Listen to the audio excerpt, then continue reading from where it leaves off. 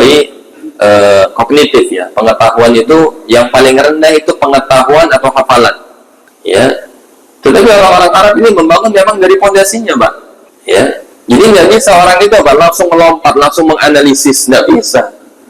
Dari mana dia menganalisis orang dia tidak punya pengetahuan?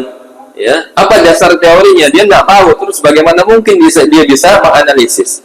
Bagaimana mungkin kemudian dia bisa menilai, memberikan penilaian, mengevaluasi? Bagaimana mungkin kemudian dia bisa memodifikasi sehingga menjadi suatu inovasi? Tidak mungkin.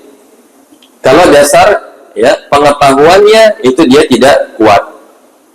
Ya, makanya ini tradisi di dalam Islam, Pak. Kenapa hafalan itu perlu diiringi dengan mengetahui? Ya, jadi seorang itu terkadang dia paham tapi dia tidak hafal, ini pun kurang, Pak. Ya, dia tahu, dia paham, tetapi apa dalilnya? Ya, teorinya apa? Nggak bisa jelaskan. Ya pernah saya dengar seperti ini misalnya. Ya, itu kurang membuat apa? Kuat pengetahuan dibandingkan apa? Orang dia bisa memahami dan dia membawakan dalil-dalilnya. Ya, berkaitan dengan agama, dibawakan ayatnya, dibawakan hadisnya, dibawakan nanti tafsirnya, dibawakan penjelasan ulama terhadap permasalahan tersebut. Maka tentu berbeda dengan orang yang sekedar mengatakan ya kata guru saya begini. Ya. Atau dia mengatakan bahkan tanpa dasar misalnya. Ya. Dia menyebutkan sesuatu tanpa adanya dasar sama sekali. Maka tentu berbeda. Ya, dengan orang yang membawakan hujjah. Makanya Allah mengatakan apa? Kepada orang-orang kufar berkaitan dengan bantahan terhadap sesembahan-sesembahan mereka, Pak. Qul hatu burhanakum in kuntum mu'minin. Ya, coba tolong datangkan burhan, buktinya mana?